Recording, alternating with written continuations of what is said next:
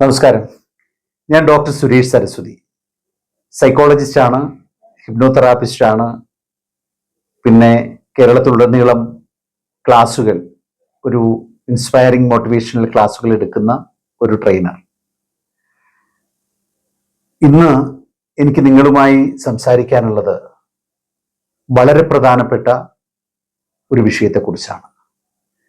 വളരെ പ്രധാനപ്പെട്ട എന്ന് ഞാൻ പറയുമ്പോൾ ഒരുപക്ഷെ ഇന്ന് നമ്മുടെ സമൂഹത്തിൽ രക്ഷിതാക്കളും അധ്യാപകരും ഒരുപക്ഷെ സാമൂഹിക പ്രതിബദ്ധത ഉള്ളവരുമായിട്ടുള്ള എല്ലാ ജനങ്ങളും ആശങ്കപ്പെടുന്ന ഒരു വിഷയം നമ്മുടെ മക്കളെ കുറിച്ചാണ്. യൗവനത്തിലേക്ക് കടക്കുന്ന അല്ലെങ്കിൽ ആ ടീനേജിലേക്ക് കടക്കുന്ന ഒരു തലമുണ്ട്. അപ്പോൾ ഒരു 10 വയസ്സിന് ശേഷം നമ്മുടെ മക്കളുടെ വളർച്ചയും ചിന്തയും ഒക്കെ സമുന്നയിക്കുന്ന ഒരു തലത്തിൽ നിന്നുകൊണ്ടാണ് ഈ വിഷയത്തെ അവതരിപ്പിക്കേണ്ടത്. കേരളത്തിലെ ക്യാമ്പസുകളിൽ, എക്സ്പെഷ്യലി സ്കൂളുകളിൽ, ഒരു കാലത്തുമില്ലാത്ത വിധം ഡ്രഗ്സിന്റെയും സെക്സിന്റെയും അതിപ്രസരം കടന്നുകൂടിയിരിക്കുന്നു. ഇതിന് ഇരയാകുന്നത് നമ്മുടെ മക്കളാണ്. 2 തരത്തിലാണ്. ഒന്ന്, അവർ ട്രാപ്പിലാക്കപ്പെടുന്നു. മറ്റൊന്ന്, അവരുടെ വിവേകമില്ലായ്മ അല്ലെങ്കിൽ അറിവുകേട് അത്തരം അപകടകരമായ അവസ്ഥകളിലേക്ക് അവരെ എത്തിക്കുന്നു. നമ്മുടെ മക്കൾ ഫിസിക്കലി മെച്ചറാകുന്ന ഒരു ടൈം, അതായത് പെൺകുട്ടികളും ആൺകുട്ടികളും അവരുടെ റീപ്രൊഡക്റ്റീവ് സിസ്റ്റം ഫങ്ഷൻ ചെയ്ത് തുടങ്ങുന്ന ഒരു കാലഘട്ടം. അതാണ് ആദ്യത്തെ മെച്യൂരിറ്റി. ഇവിടെ അവരുടെ ശരീരത്തിൽ ഉണ്ടാകുന്ന ഹോർമോണൽ ചേഞ്ചുകൾ, അവരുടെ വളർച്ചയുടെ തലങ്ങൾ ഒക്കെ അവര് ഒരു തരത്തിൽ അവരുടെ കൺട്രോളിനും അപ്പുറം ഒരു ഇന്റേണൽ സമ്മർദ്ദം അവരിൽ സൃഷ്ടിക്കുന്നു. ഈ സമയം അവരിൽ ഉണ്ടാകുന്ന ചില ചിന്താഗതികൾ അവർക്ക് അതിൻ്റെ ശരി തെറ്റുകളെ മനസ്സിലാക്കുന്നതിനപ്പുറം മറ്റു തലങ്ങളിലേക്ക് കൊണ്ടുപോകാൻ ഇടയാക്കുന്നു. എനിക്ക് ഒരു ക്ലിനിക്കുണ്ട്, കൗൺസിലിംഗ് ക്ലിനിക്കുണ്ട്. അത് തിരുവനന്തപുരത്ത് വഞ്ചിയൂരാണ്. ഇവിടെ എത്തിച്ചേരുന്ന കുട്ടികളെ ഞാൻ മനസ്സിലാക്കുമ്പോൾ, അവരെ ഞാൻ കേട്ട് കഴിയുമ്പോൾ, സത്യത്തിൽ അച്ഛനമ്മമാർക്ക് അറിഞ്ഞുകൂടാത്ത, ഒരുപക്ഷെ അച്ഛനമ്മമാർ അത് കേട്ടാൽ നെഞ്ചകം പൊട്ടിപ്പോകുന്ന അവസ്ഥയിലുള്ള ഒരുപാട് വിഷയങ്ങളാണ് നമ്മുടെ മക്കൾ അഭിമുഖീകരിക്കുന്നത്, അല്ലെങ്കിൽ അത്തരം വിഷയങ്ങളിലാണ് അവർ പെട്ടുപോകുന്നത്. അപ്പൊ തീർച്ചയായിട്ടും നമ്മുടെ കുട്ടിക്ക് ഒരു പ്രശ്നമുണ്ടാകുമ്പോൾ ആ പ്രശ്നം എന്താണ് എന്ന് മനസ്സിലാക്കി ഒരു അധ്യാപകൻ പറയുകയാണ്, ഇന്ന കുട്ടി ഇങ്ങനെ ഒരു വിഷയത്തിലുണ്ട്, ഉടൻ അധ്യാപകനുമായി വഴക്കടിക്കാൻ ചെല്ലുകയല്ല വേണ്ടത്. കുട്ടി വന്ന് പറഞ്ഞാലും ഇല്ലെങ്കിലും അത് സ്കൂളിൽ പോയി ഒരു ടേബിളിന് ചുറ്റും ഇരുന്ന് നമ്മുടെ കുട്ടിയുടെ പ്രശ്നം എന്താണെന്ന് സംസാരിച്ച് അതിന് ഇന്നതാണ് സൊല്യൂഷൻ എന്ന് വരുത്തിയിട്ട് അധ്യാപകരും രക്ഷകർത്താക്കളും ഓരോരേ രീതിയിൽ ആ പ്രശ്നത്തിന് ഒരൊറ്റ മാർഗം, അത് അധ്യാപകനായാലും രക്ഷകർത്താവായാലും ഒന്ന് തന്നെയാണ് എന്ന് കുട്ടിയെ അറിയിക്കുകയും ആ രീതിയിൽ കുട്ടിയെ മുന്നോട്ട് കൊണ്ടുപോവുകയും ചെയ്താൽ ഈ കുട്ടികൾക്ക് അഡ്വാൻറ്റേജ് എടുക്കാൻ പറ്റില്ല. അപ്പൊ അങ്ങനെ ഒരു മേശയ്ക്ക് ചുറ്റും ഇരുന്ന് സംസാരിക്കുന്നിടത്തേക്ക് അധ്യാപകരും രക്ഷകർത്താക്കളും എത്തണം. ഒപ്പം കുട്ടിയെയും ഇരുത്തി ചർച്ച ചെയ്ത് ഈ പ്രശ്നങ്ങളെ സംസാരിക്കാൻ കഴിയണം. പിന്നെ കുട്ടികൾക്ക് ഈ ഒരു വളർച്ചാഘട്ടത്തിൽ സ്വാഭാവികമായിട്ടും ഓപ്പോസിറ്റ് സെക്സിനോട് ഒരു അട്രാക്ഷൻ തോന്നണം. ഞാൻ പറയുന്നത് തീർച്ചയായിട്ടും ഒരു പെൺകുട്ടിക്ക് ആൺകുട്ടിയോടും ആൺകുട്ടിക്ക് പെൺകുട്ടിയോടും ഇഷ്ടം തോന്നണം. അതൊരു ഫിസിക്കൽ അട്രാക്ഷന്റെ പാർട്ടിലാണ് തുടങ്ങുന്നത്. അങ്ങനെ ഒരു ഇഷ്ടം തോന്നാതിരുന്നാൽ നമ്മൾ ചിന്തിക്കണം, ആ കുട്ടിക്ക് എന്തോ ഒരു ചെറിയ പ്രശ്നമുണ്ട് എന്ന് നമ്മൾ ചിന്തിക്കണം. അപ്പൊ അതിനെ കറക്റ്റ് ചെയ്ത് കൊടുക്കുകയും വേണം. എനിക്ക് നമ്മുടെ പ്രിയപ്പെട്ട മക്കളോട് പറയാനുള്ളത്, നിങ്ങൾക്ക് ഇത്തരം മനോവികാരങ്ങൾ ഉണ്ടാവും, അത് നമ്മുടെ ഇന്റേണൽ ഹോർമോണൽ ആക്ടിവേഷന്റെ ഫലമാണ്. പക്ഷെ അങ്ങനെ വരുമ്പോൾ അത് ഏതുവരെയാകണം? നിങ്ങളുടെ ഓരോരുത്തരുടെയും പ്രൊട്ടക്ഷൻ നിങ്ങളുടെ കയ്യിലാണ്. നമ്മുടെ അനുവാദമില്ലാതെ നമ്മുടെ ദേഹത്ത് മറ്റൊരാൾ തൊടില്ല.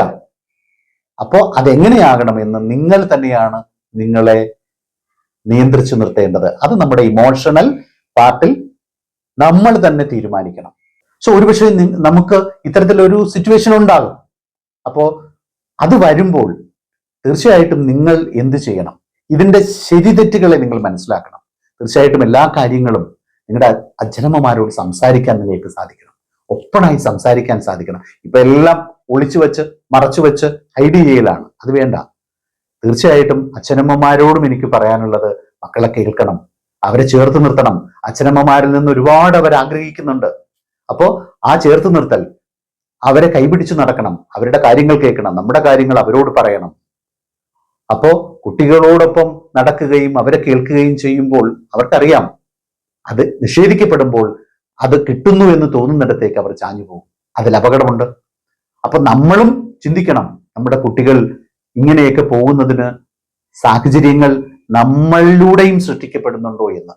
അവിടെയൊക്കെ തീർച്ചയായിട്ടും ഒരു നമ്മുടെ ബോധതലത്തിൽ നിന്ന് വീണ്ടും ഒരു ബോധതലത്തെ കൊണ്ടുവന്ന് വേണം അതിനെയൊക്കെ കൈകാര്യം ചെയ്യേണ്ടത്. തീർച്ചയായിട്ടും ഇതിനൊക്കെ സാധിക്കും. ഇതിന് തീർച്ചയായിട്ടും ഇത്തരം കാര്യങ്ങൾ ഉണ്ടാകുമ്പോൾ സപ്പോർട്ട് എടുക്കേണ്ട അവസരമുണ്ടെങ്കിൽ നിങ്ങൾ സപ്പോർട്ട് എടുക്കണം. അതിന് ഇന്ന് സംവിധാനങ്ങളുണ്ട്. തീർച്ചയായിട്ടും ഞാൻ കഴിഞ്ഞ 17 വർഷമായി ഈ കേരളത്തിലുടനീളം കുട്ടികളെ കാണുന്നു, എൻ്റെ അടുത്തേക്ക് കൗൺസിലിങ്ങിന് വരുന്നു. ഇത്തരത്തിലുള്ള ഒരുപാട് പേരുണ്ട്. അവർക്കൊക്കെ സപ്പോർട്ട് കൊടുക്കുന്നുണ്ട്. അവരൊക്കെ അതിൽ നിന്ന് കാര്യങ്ങൾ മനസ്സിലാക്കി അവരുടെ ഉയർച്ചയിലേക്ക് അവരെത്തിച്ചേരുകയും ചെയ്യുന്നുണ്ട്. അപ്പൊ തീർച്ചയായിട്ടും നിങ്ങളോളം കപ്പാസിറ്റിയുള്ള ആരും ഈ ലോകത്തില്ല. അത് നിങ്ങൾ തിരിച്ചറിയണം. അത്തരം ഒരു ബ്രെയിനാണ് നമ്മൾ ഓരോരുത്തരും ചുമന്നുകൊണ്ട് നടക്കുന്നത്.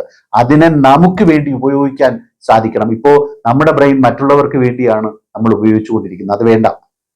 നമ്മളുടെ കൺട്രോളിൽ നമുക്ക് നിൽക്കാൻ സാധിക്കണം.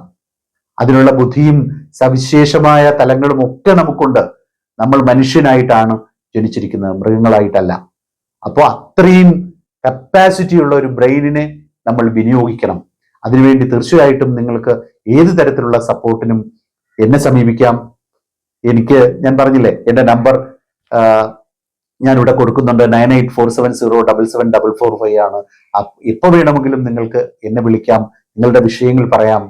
അത് കേൾക്കാൻ പറഞ്ഞോളൂ. കേൾക്കാൻ ഞാനുണ്ടെന്ന് തന്നെയാണ് എൻ്റെ ടാഗ് ലൈൻ. തീർച്ചയായിട്ടും അതിനുള്ള അവസരങ്ങൾ നിങ്ങൾ ഉപയോഗിക്കണം. ഇക്കൂട്ടത്തിൽ വളരെ പ്രധാനപ്പെട്ട ഒരു കാര്യം കൂടി എനിക്ക് നിങ്ങളെ ഓർമ്മിപ്പിക്കാനുണ്ട്.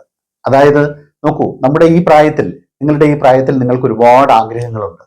നിങ്ങളുടെ ഈ ആഗ്രഹങ്ങളൊക്കെ സാധിച്ചു തരാൻ വേണ്ടി നമ്മുടെ അച്ഛനമ്മമാർ എത്രമാത്രമാണ് കഷ്ടപ്പെടുന്നത്. രാവുകൾ അവർ സമയമില്ല ഒന്നിനും. എന്തിനാണ്? അവർ ഓടുകയാണ് മക്കളെ വളർത്തുന്നതിന് വേണ്ടി, അല്ലെങ്കിൽ ഫാമിലിയെ നല്ല രീതിയിൽ കൊണ്ടുപോകുന്നതിന് വേണ്ടി.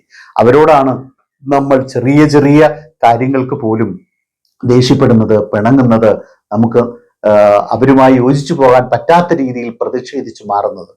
എനിക്ക് നിങ്ങളോട് പറയാനുള്ളത്, ഈ ലോകത്ത് ഒന്നിനോളം സാമ്യം വയ്ക്കാൻ പറ്റാത്ത അത്രയും വിശിഷ്ടമായ ഒരു ജന്മത്തെയാണ് നിങ്ങളിലൂടെ സൃഷ്ടിച്ചു തന്നത്.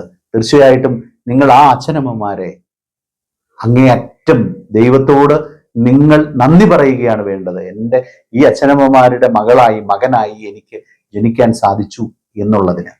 അപ്പൊ അതുകൊണ്ട് അവർ കഷ്ടപ്പെട്ട് നമ്മുടെ ആഗ്രഹങ്ങളെ സാധിച്ചു തരുമ്പോൾ ആ പരിമിതികളെ നമ്മൾ കൂടി മനസ്സിലാക്കണം. ഈ ലോകത്ത് എല്ലാവർക്കും എല്ലാം സാധിച്ചെടുക്കാൻ സാധിക്കില്ല, പക്ഷെ ആഗ്രഹങ്ങളുണ്ട്. അപ്പൊ ആ പരിമിതിയെ കൂടി മനസ്സിലാക്കിയിട്ട് ആ പരിമിതിക്കകത്ത് നിന്നുകൊണ്ട് നമ്മുടെ ആഗ്രഹങ്ങളെയും നമ്മൾ മുന്നോട്ട് കൊണ്ടുപോയി ജീവിതത്തിന്റെ ഏറ്റവും ഉന്നതമായ തലത്തിലേക്ക് എത്താൻ നിങ്ങൾ തയ്യാറാകണം. അതുപോലെ അച്ഛനമ്മമാരോട് എനിക്ക് പറയാനുള്ളത്, മക്കളുടെ എല്ലാ ആഗ്രഹങ്ങളും സാധിച്ചു കൊടുക്കലല്ല, മറിച്ച് ആവശ്യങ്ങൾ, അത്യാവശ്യങ്ങൾ, അതിനപ്പുറമുള്ള ഒരു കാഷ്വാലിറ്റി ഉണ്ട്. ഇത് നല്ലതുപോലെ മനസ്സിലാക്കിയിട്ട് അതിനനുസരിച്ചിട്ട് കാര്യങ്ങളെ ചെയ്തു കൊടുക്കൂ. അപ്പോൾ അവർക്ക് സ്നേഹം കൊടുക്കൂ. സ്നേഹം അങ്ങോട്ടും ഇങ്ങോട്ടും കൊടുക്കുന്നിടത്താണ് എല്ലാ വിദ്വേഷങ്ങളും മാറി നമുക്ക് മുന്നോട്ട് പോകാൻ സാധിക്കുന്നത്. അതിന് എല്ലാവർക്കും സാധിക്കും. നമുക്ക് തീർച്ചയായിട്ടും നമ്മൾ എവിടേക്കാണോ എത്തേണ്ടത് അവിടേക്ക് എത്താൻ നിങ്ങൾ ആഗ്രഹിച്ചാൽ തീർച്ചയായിട്ടും നിങ്ങൾക്ക് എത്തിച്ചേരാൻ സാധിക്കും. അതിനുള്ള എല്ലാ സപ്പോർട്ടുകളും നിങ്ങൾക്ക് കിട്ടും. അത് പ്രയോജനപ്പെടുത്തണം എന്ന് മാത്രം ഈ കോൺടെസ്റ്റിൽ ഞാൻ പറഞ്ഞ് അവസാനിപ്പിക്കുകയാണ്. വീണ്ടും മറ്റൊരു വിഷയവുമായിട്ട് നമുക്ക് ഡീറ്റെയിൽ ആയിട്ട് സംസാരിക്കാം. Thank you.